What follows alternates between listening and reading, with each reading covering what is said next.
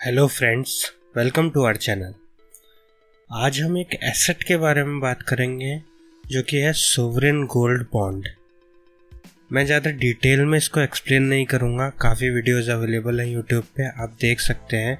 मैं ब्रीफ में इंट्रोडक्शन ज़रूर दे दूँगा एंड देन मैं एक्सप्लेन करूँगा कि आप कैसे इसको बाय कर सकते हैं अपने किसी भी बैंक के थ्रू।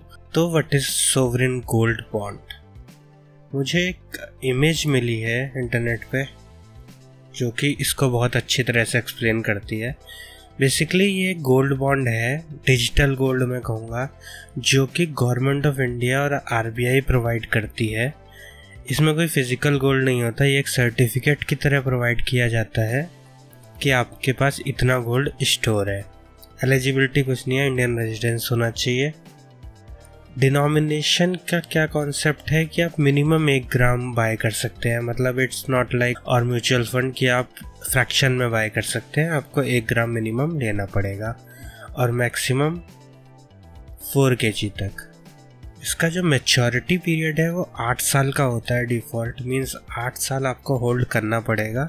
उसके बाद आरबीआई अपने आप इसको सोल्ड आउट कर देती है आपके बैंक में। हाँ, एक एक्सेप्शंस है 5 ईयर का, वो आप जब डिटेल में कोई वीडियो देखेंगे तो उसमें आपको मिल जाएगा। एक एडिशनल बेनिफिट इसका है कि 2.5% एनुअल इंटरेस्ट आपको बैंक में देता है आरबीआई। तो ये बेनिफिट है as compare to other form of gold, ये एडिशनल बेनिफिट हमें मिलता है। दूसरा में टैक्सेशन बेनिफिट इसमें मिलता है कि जब भी आप इसको विड्रॉ करेंगे या ये रिडेम्प्ट होगा तो फिर आपको कैपिटल गेन टैक्स नहीं देना, मींस एग्जेम्प्ट है ये कैपिटल गेन टैक्स से। तो ये कुछ ब्रीफ इंट्रोडक्शन था, आप डिटेल में इसको देख सकते हैं किसी और वीडियो में, बहुत अच्छे वीडियोस अवेलेबल हैं यूट्यूब पे। तो अब इसे बाय कैसे किया जाए, ये क्वेश्चन काफ़ी इम्पोर्टेंट है, स्पेशली जो पहली बार बाय कर रहा है। तो इसको आप आरबीआई कहता है कि इसको आप अपने बैंक के थ्रू ही बाय कर सकते हैं जब भी आरबीआई इसको इशू करेगा। साल में एक बार आरबीआई नोटिफिकेशन इशू करता है कि इस डेट पे ये सीरीज़ लॉन्च होगी। तो मई में हुई थी पहली, फर्दर जाती है वो 2 महीने के अप्रॉक्स। तो आपको क्या करना है, गूगल पे आपको सर्च करना है बैंक का नाम और उसके साथ SGB। मेरा एक्सिस बैंक में अकाउंट है तो मैं उसी में डेमो आपको दिखाऊंगा। तो मैं सर्च करूंगा एक्सिस और SGB, तो ये डायरेक्ट उसका पेज शो कर देगा। अगर ऐसा कुछ पेज आपके बैंक पे नहीं है तो आप इंटरनेट बैंकिंग में लॉगिन करेंगे, वहाँ पे इन्वेस्टमेंट का सेक्शन होता है मेजॉरिटी ऑफ बैंक्स में, उसके अंदर आपको SGB या सोवरेन गोल्ड बॉन्ड का ऑप्शन मिल जाएगा। प्रोसेस ऑलमोस्ट सेम ही होता है, फॉर्म सेम होगा ऑलमोस्ट, हो सकता है डिफरेंट UI हो, लेकिन भरना आपको सेम ही इन्फॉर्मेशन है। तो मैं बाय नाउ पे क्लिक करूँगा। ये कुछ फॉर्म है जो प्रोवाइड करता है एक्सिस बैंक। इसी तरह के अदर बैंक भी प्रोवाइड करेंगे, हो सकता है उन्होंने पार्ट में डिवाइड कर दिया हो, पहले ये आए देन उसके बाद दूसरी इन्फॉर्मेशन आए देन थर्ड इन्फॉर्मेशन आए, इन्होंने इकट्ठे एक ही फॉर्म बनाया है। तो मैं एक बार ब्रीफ में फॉर्म एक्सप्लेन कर देता हूँ। तो पहला कॉलम जो है वो है, पहले भी अगर SGB आप बाय कर चुके हैं तो यहाँ पे यस और नो का ऑप्शन देना है। एप्लीकेंट स्टेटस, जो भी आपको रेजिडेंट इंडिविजुअल ही होगा मेन केस में। यहाँ पे नाम, डेट ऑफ बर्थ, कोई भी identity proof, mainly PAN card ही मांगेगा ये। ID नंबर देना है आपको पैन कार्ड का। जेंडर, यहाँ पर ये कॉलम अभी एक्टिवेट नहीं है, जब आप ये इन्फॉर्मेशन फिल कर देंगे तो ये अपने आप ओपन हो जाएगा। और बेसिकली ये गार्जियन की इन्फॉर्मेशन है, आप अपने पेरेंट्स का फिल कर सकते हैं, ना भी फिल करेंगे तो कोई मैंडेटरी नहीं है। सेकंड, एप्लीकेंट का नीड नहीं है। अब एप्लीकेंट जो जिसने अप्लाई किया है, आपने किया है या मैंने किया है, उसकी फुल इन्फॉर्मेशन यहाँ देनी है। Address column, city, state, mobile number, telephone number और आप कितना गोल्ड बाय कर रहे हैं। देखिए इसने प्राइस दिखा रखा है कि पर ग्राम का इस समय जो आरबीआई ऑफ़र कर रहा है वो ये प्राइस ऑफ़र कर रहा है। तो आप जितना भी करेंगे 1, 2 जितना भी करेंगे वो होल नंबर्स में होगा, आप कर सकते हैं। ये इम्पोर्टेंट सेक्शन है, यहाँ पे है रिपॉजिटरी नेम। यहाँ पे 2 ऑप्शन है, NSDL या CDSL। अब ये क्यों है? ये है, अगर आप अपना गोल्ड बॉन्ड जो आपने लिया है वो डीमैट फॉर्म में किसी डिपॉजिटरी में रखना चाहते हैं, मींस CDSL या NSDL के अंडर में आपका अकाउंट है, या ज़ीरोधा के, आप स्टॉक्स के, ग्रो के, या किसी भी फर्दर में है, तो उसकी इन्फॉर्मेशन आप देंगे। डिपॉजिटरी आईडी आपको उसके अकाउंट सेक्शन में मिल जाएगी। ये 8 में डिवाइड होगी। कहीं में आपको दिखेगा कि 16 नंबर का इकट्ठे है, तो आप 8 डिवाइड कर सकते हैं। उसके बाद आपको बैंक इन्फॉर्मेशन देनी है। ये बैंक इन्फॉर्मेशन वो है जहाँ पे आप 8 साल बाद रिडेम्ड कराएंगे या 5 साल के क्लॉज पे भी कराएंगे।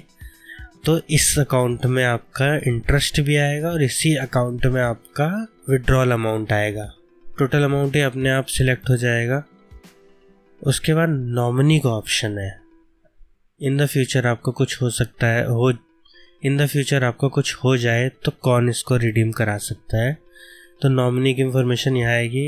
1 या 2 नॉमिनी आप दे सकते हैं। यहाँ पे पूरी इन्फॉर्मेशन आप देंगे, name, date of birth, full address, relationship क्या है आपका, और कितने यूनिट्स देना चाहते हैं। अगर आप 2 दे रहे हैं और हाफ हाफ डिवाइड करना चाहते हैं तो यहाँ पे दे सकते हैं। अगेन होल नंबर में ही आप डिवाइड कर सकते हैं। उसके बाद आपको ये कैप्चा फिल करना है और सबमिट पे क्लिक करना है। अब मैं इसको फिल कर देता हूँ ताकि आगे की स्क्रीन में आपको दिखा सकूँ। ये कॉन्फिडेंशियल इंफॉर्मेशन है, इसलिए मैं इसको शेयर नहीं कर रहा हूँ। मैं फिल करने के बाद दोबारा से ज्वाइन होता हूँ। तो मैंने इंफॉर्मेशन फिल कर दी है। सबमिट पे क्लिक करता हूँ, देखते हैं आगे क्या होता है।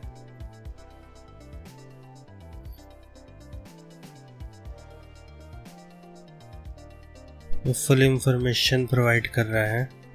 तो डिक्लेरेशन पे आपको क्लिक करना है। डिक्लेरेशन पे आपको क्लिक करके पे एट एक्सिस बैंक आएगा, कंफर्म पेमेंट करनी है, एंड देन ये आपको इंटरनेट बैंकिंग के पेज पे ले जाएगा। वहाँ आपको लॉगिन करना है और अपनी पेमेंट को कंफर्म करना है।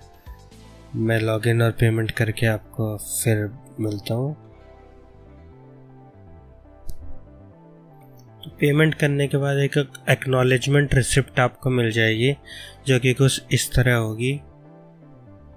आप इसको सेव कर लीजिए एज अ PDF, और इसके बाद आपको कुछ नहीं करना। तो जो डेट ऑफ इश्यूएंस होगी उस डेट पे आप पे एक मेल आ जाएगा और सर्टिफिकेट आ जाएगा। डीमैट अकाउंट पे लेट में क्रेडिट होता है तो उसके लिए टेंशन मत लीजिए। वो जब लिस्ट होगा तो वो आपको वहाँ शो होगा, आपको सर्टिफिकेट प्रोवाइड हो जाएगा।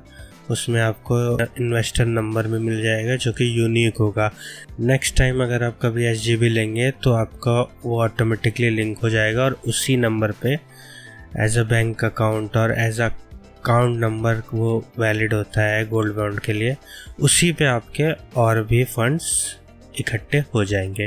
कोई नया एप्लीकेशन क्रिएट नहीं किया होगा। फॉर्म में मैंने आपको शो किया था। अब अगर आप नेक्स्ट बार परचेज करेंगे तो वहाँ आपको शो करना पड़ेगा कि एग्जिस्टिंग SGB कस्टमर, तो उसके हिसाब से वो फॉर्म भरा जाएगा और वो ऑटोमेटिकली अपने आप को सिंक करा लेगा आपके पैन कार्ड के थ्रू। तो इस तरीके से आप बाय कर सकते हैं SGB को ईजिली। सेम प्रोसेस है हर एक बैंक में। किसी में इंटरनेट बैंकिंग के अंदर जाके मिलेगा, किसी में आप बाहर से जाके फिर इंटरनेट बैंकिंग में जाके पे कर सकते हैं। तो प्रोसेस वही है। तो आज इन्वेस्टमेंट के लिए अगर सोच रहे हैं तो एक अच्छा ऑप्शन है, आप चूज़ कर सकते हैं। Thanks for watching this video. Please subscribe to our channel for more interesting content. Bye.